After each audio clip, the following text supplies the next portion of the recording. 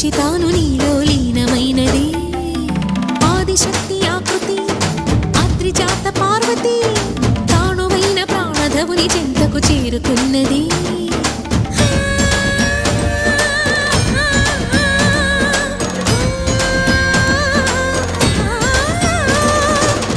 భువికి తరలించేలా ధరణి దివిని తలపించేలా